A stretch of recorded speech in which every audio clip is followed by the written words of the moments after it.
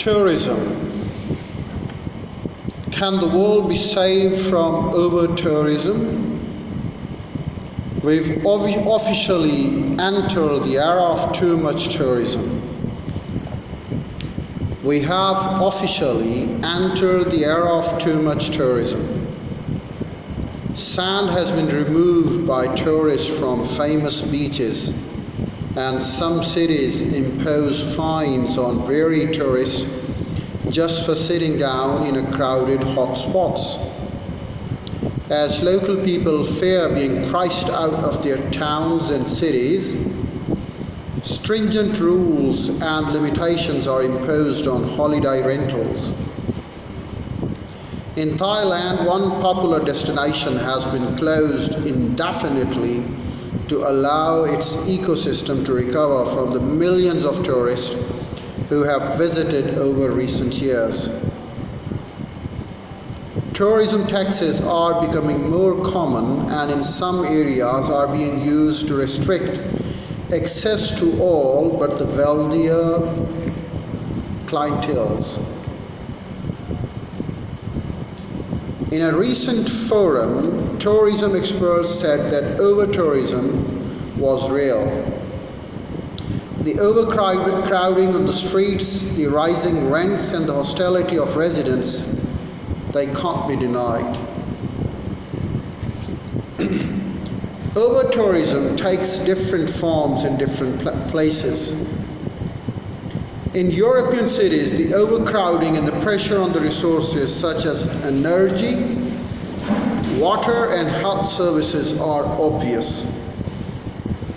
But in many countries across the globe, too many people are trying to gain access to fragile landscapes, buildings, and ancient monuments.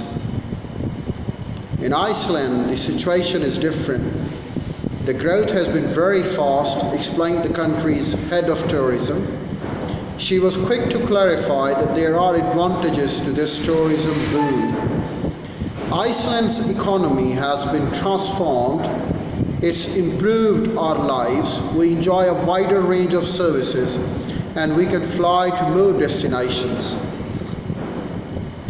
But pressure on popular tourist sites leaves environmental damage and changes people's attitudes as well. Social media plays a role and brings challenges and opportunities. Iceland's landscape attracts attention with hotspots and dramatic landscapes. Some celebrity puts out a selfie and suddenly hundreds start visiting some remote waterfall that isn't ready for the numbers. It can be difficult to manage expectations.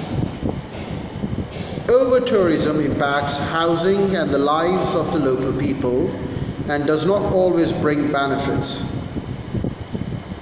Tourism in big groups visit some of the oldest places in the world, using companies that don't share their wealth with the local communities.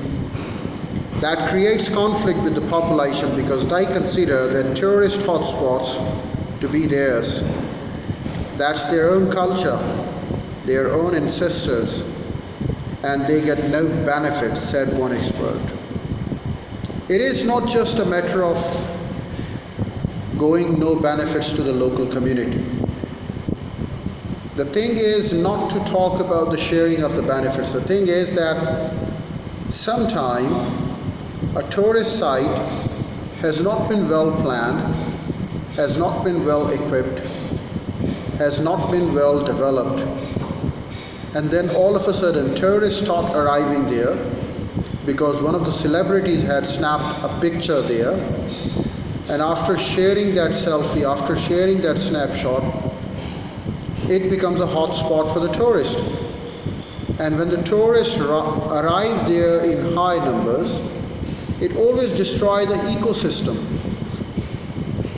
So, ecosystem should not be compromised under any circumstances. And if they want to allow tourism, all the arrangements must be made for the tourism.